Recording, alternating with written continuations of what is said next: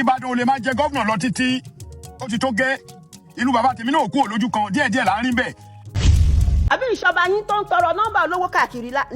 kí lọ́ba yín tẹ́ Ṣèyí Tinubu jẹ ọ̀kan lọ́mọ. ó rí i pé Ṣèyí Tinubu ó lawọ́ sí ó máa ń ya owó. mo ti sọ tẹ́lẹ̀ pé ikú tí ó pajá ìnìfà Ọ̀yọ́ mú ẹkùn tí wọ́n ní kọ́ lọ rèé mú wá láàyè kó wá fi borí òun ikú tí ó pajá ni. kí lọ́ba yín ṣe ń tọrọ nọ́mbà Davido bí bóyá wọn lè fi Davido wọ́ Davido síbì kan ni tá a yà owó fóun owó lọ́ba yín wá tọrọ ọba yín ò rí jẹ. Bàbá mi Ládọjà máa will continue talking until tẹ́ bá listen sí mi. pé àwọn kábíyèsí mẹ́tẹ̀ẹ̀ta tí a propose in the law láti máa rotate the chairmanship and I believe from the law is. ìgbé ayé ẹ̀yìn ńlọ̀yọ́ ń gbé gbogbo ẹgbẹ́ wọn ló ti sún wájú àwọn dúró sójú kan daria bí adágún odò. mo wo gbogbo ilẹ̀ Yorùbá pátá mo rí pé bàbá Tinubu nìkan ló lè stop awọ yìí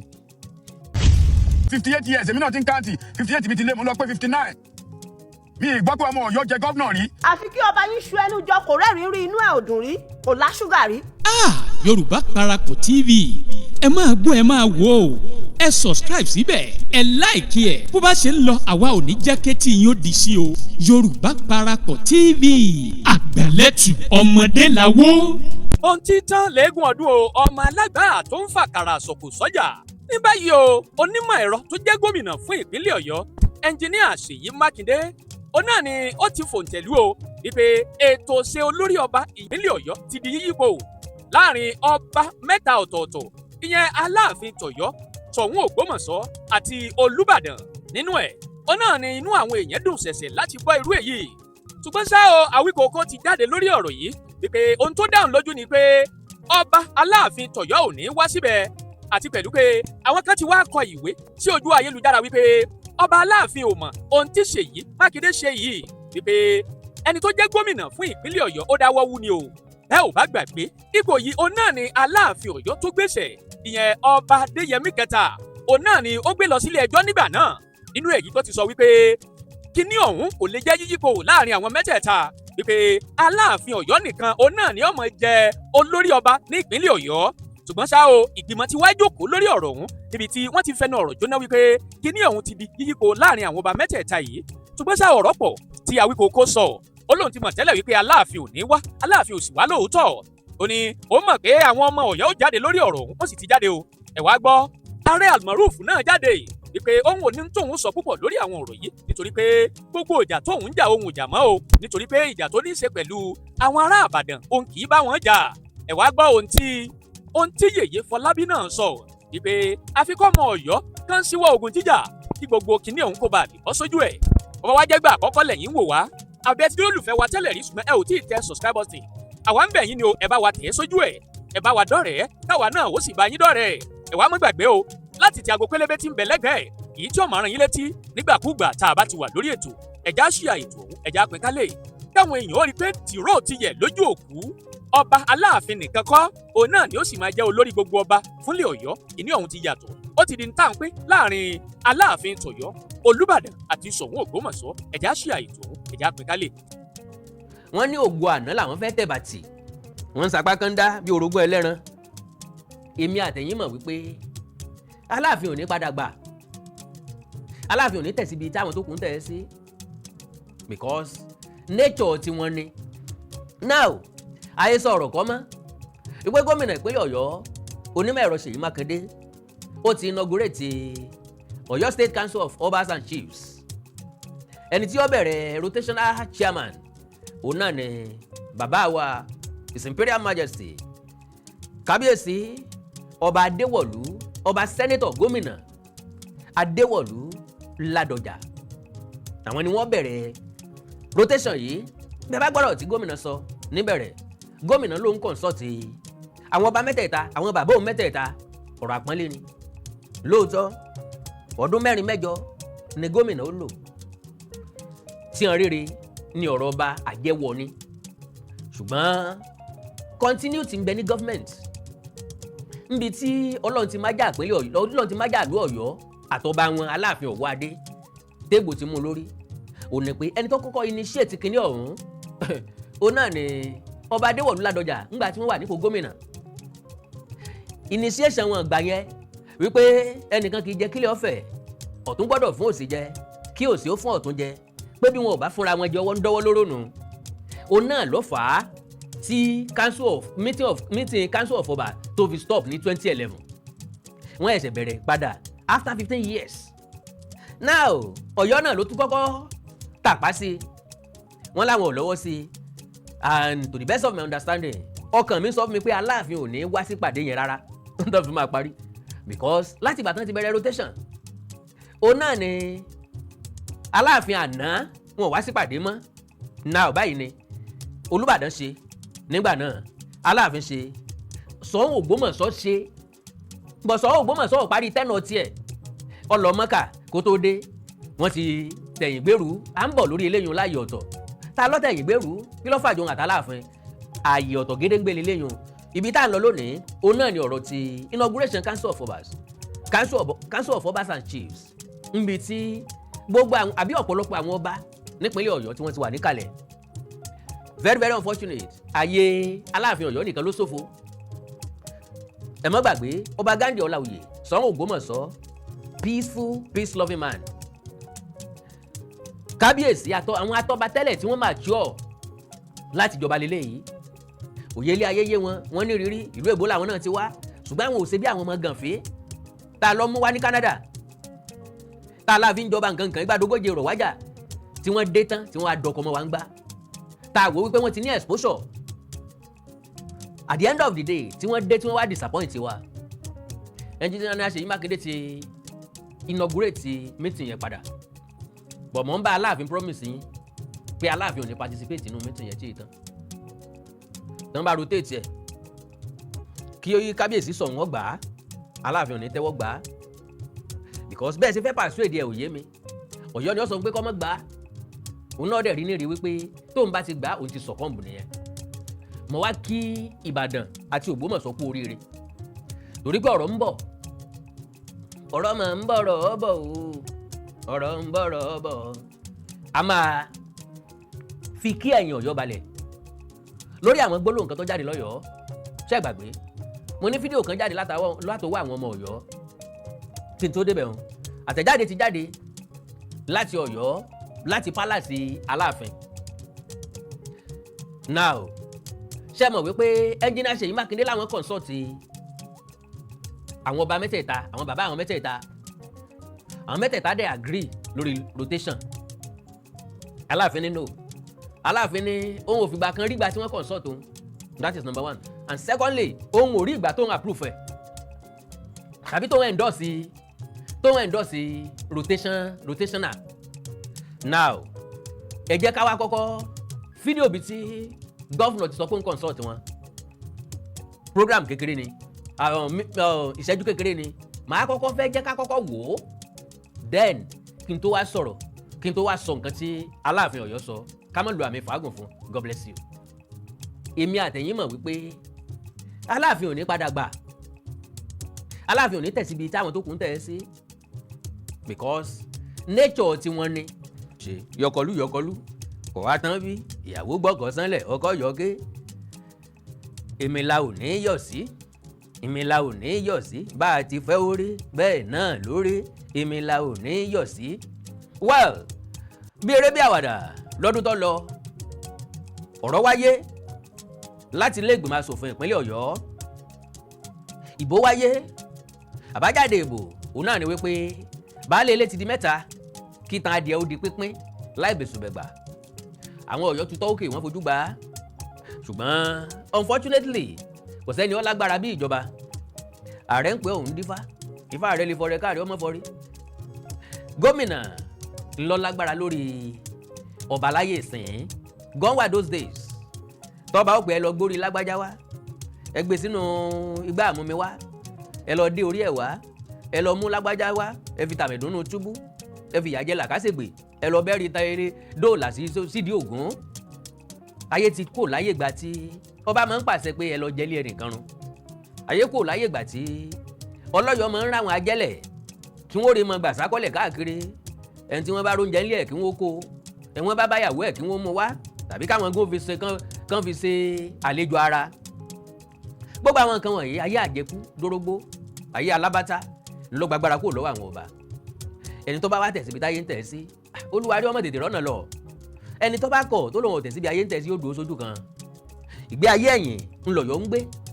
gbogbo ẹgbẹ́ wọn ló ti sún wájú àwọn dúró sójú kan daria bí adágún odò wọ́n ní ògo àná làwọn fẹ́ tẹ̀ bàtì wọ́n ń sapá kan dá bí orogún ẹlẹ́ran gbogbo tí wọn ò pè wọ́n ni wọ́n yọjú sí ntọ́ bá kàn wọ́n wọn ò ní dá sí gbogbo tó bá jẹ mọ́ ìdàgbàsókè àti àjọṣepọ̀ Ọ̀yọ́ kì í lọ́wọ́ sí torí wípé ìwà ń wà parò lọ́rọ̀ wọn sí gbogbo ìlú tó kù bí ká fi dá lánì orí ẹyẹ ní ọ̀pẹ́yẹ kéèyàn mọ̀ fọkàn sí wípé bí Ògbómọ̀ṣọ́ ṣe wà ní 18 something 1902 ńlọ yẹ kí k'Ògbómọ̀ṣọ́ wà lọ́dún 2026 bí Ìbàdàn the largest city of West Africa bó ṣe wà lógójì ọdún 50 ọdún 60 ọdún sẹ́yìn ló ṣe kó wà nísìnyí kéèyàn máa fọ́kà ní àwọn tí mo fi jọba very very unfortunate mo ti sọ tẹ́lẹ̀ pé ikú tí ọ̀pá já ìnìfà Ọ̀yọ́ mú ẹkùn tí wọ́n ní kọ́ lọ rèé mú wá láàyè kó wá fi borí òun ikú tí ọ̀pá já ni because gbogbo ìgbésẹ̀ tọ́yọ́ ń gbé yìí ìgbésẹ̀ tí wọ́n fi wà ní ògbólóńtó ni. pé àwọn kábíyèsí mẹ́tẹ̀ẹ̀ta tí a propose in the law láti máa rotate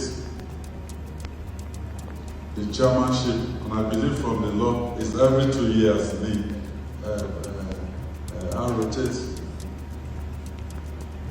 This is what we're known for. Ní Ọ̀yọ́ kò sí bí ọ̀rọ̀ yẹn ṣe lè le tó, but when we sit down, we won't resolve it,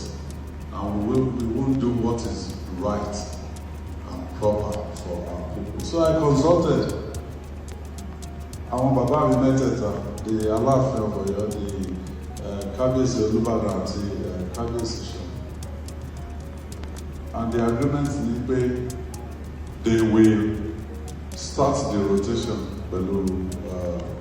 Kábíyèsí Olúbàdàn of Ìbàdàn land. Now kékeré ni fídíò tí mo fi hàn yín lẹ́ẹ̀kan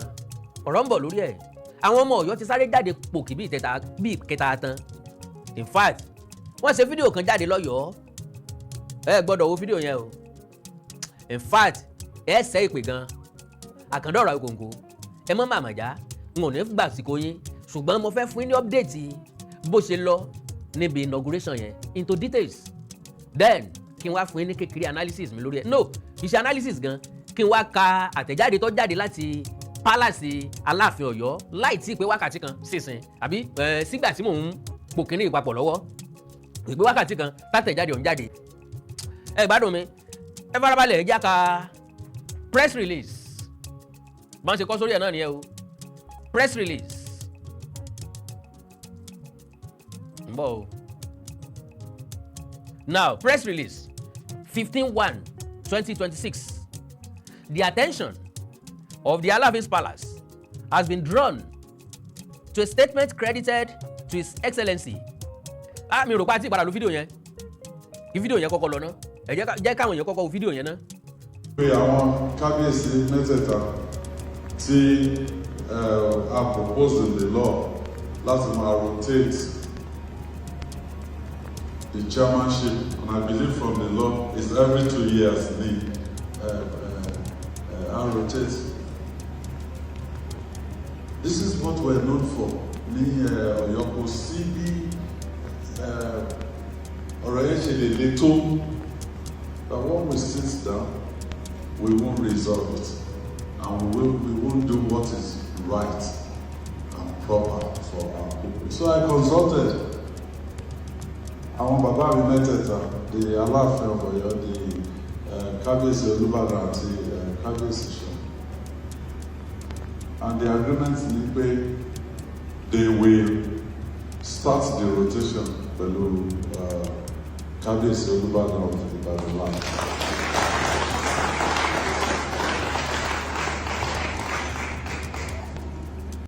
Mo nígbàgbọ́ pé ẹgbọ́n tí onímọ̀ ẹ̀rọ Ṣèyí Mákindé sọ àwọn consult àwọn bàbá àwọn mẹ́tẹ̀ẹ̀ta dẹ̀ fọwọ́ sí pé àwọn máa rotate wọ́n jọ agree pé àwọn máa rotate ó wá jẹ́ kó yé wa wípé maturity làwọn máa ń lò nípínlẹ̀ Ọ̀yọ́ tí nǹkan bá ṣẹlẹ̀ kò sí bó ti wù kó le tó àwọn yanjú ẹ̀ nítùbí ìnùbí tó fi jẹ́ pé áwọ̀ tó bá wù kó wà ń bẹ̀ àwọn parí ẹ̀ láàrin ara wọn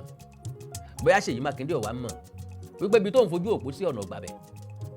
gbogbo ìsàní jobi lẹ́rọ̀ tó bá kan tó ya ariwo gbalẹ̀ gbogbo. Ọba Ghandi Ọláoyè, like I said, ọba ni very very calm, peaceful and loving. Ọba Ghandi Ọláoyè is a natural man. Èèyàn bí Ọọ̀ni tilé Ifẹ̀ ni. Àbí Olúbàdàn, ìgbésí ayé tiwọn ni wọ́n ń lò. Wọ́n yìí sí opportunist. Ẹni tó ṣe wẹ́rẹ́wẹ́rẹ́ kìtì tán fi débi tán dé ni. Ìrírí ló ṣàgbàfọ́gbọ́n fáwọn. Now, àtẹ̀jáde Ọ̀yọ́ lélẹ́yìí, press release 15/1/2026.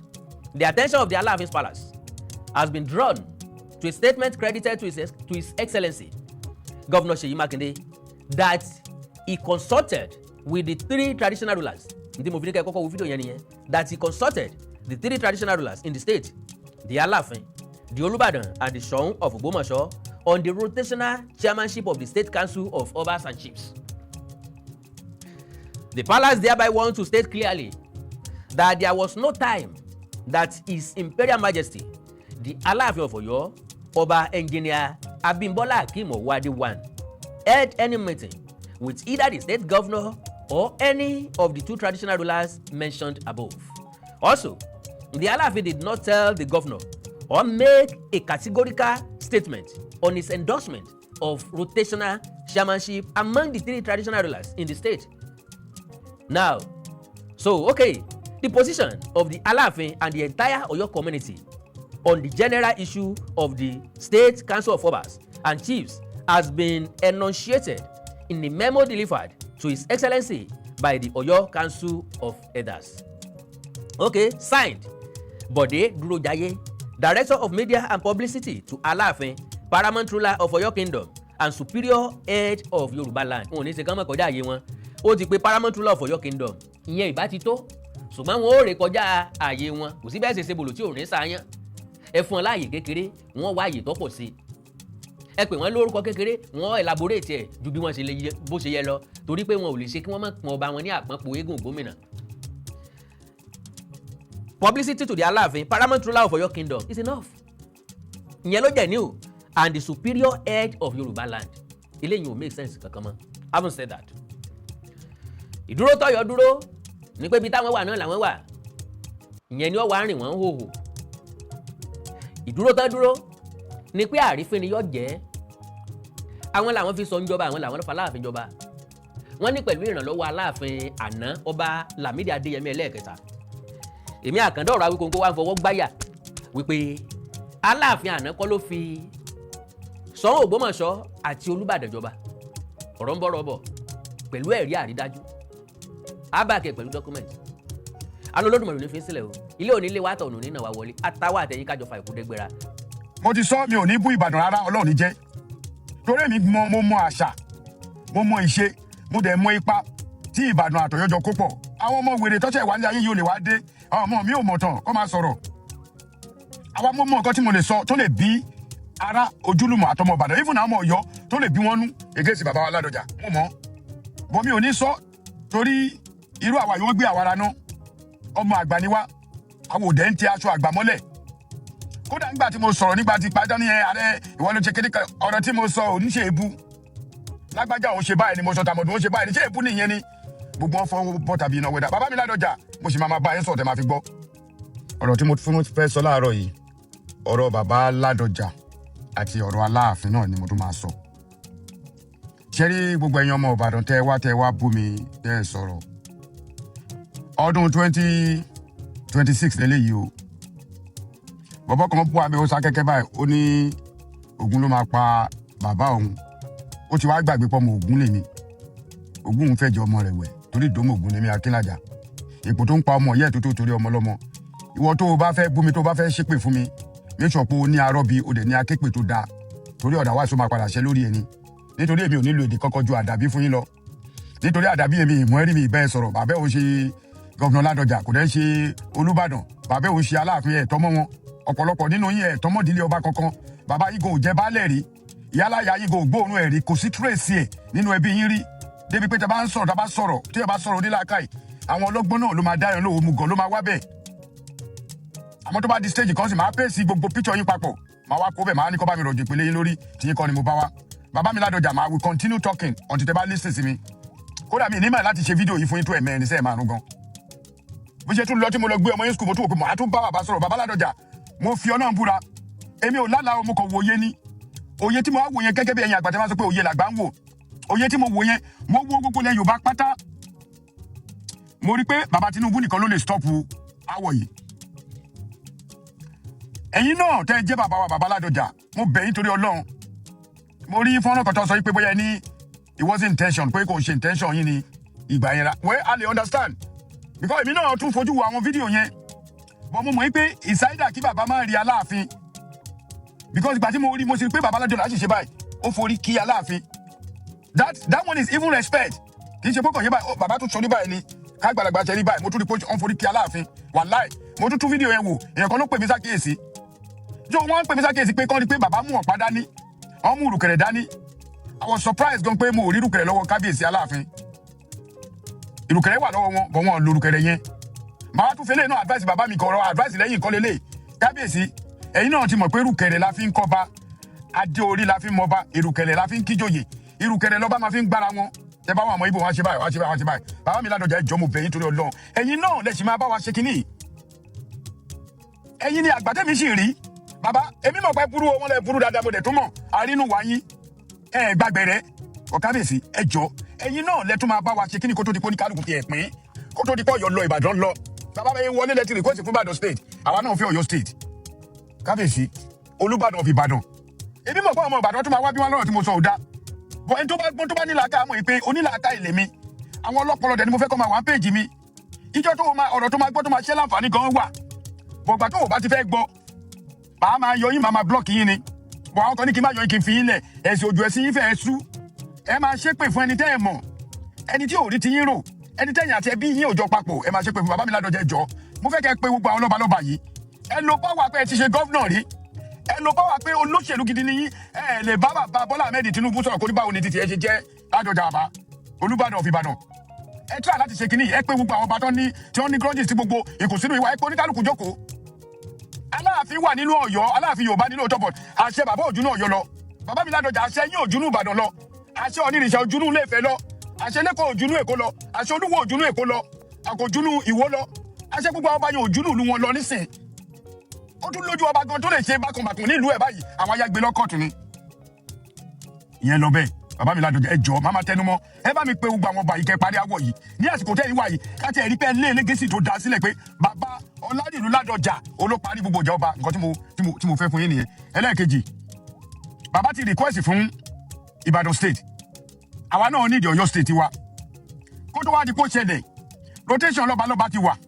ẹ jẹ́ àṣẹ rotation governorship náà ẹ lè wá bú mi o Ìbàdàn ò lè máa jẹ governor lọ títí ó ti tó gẹ́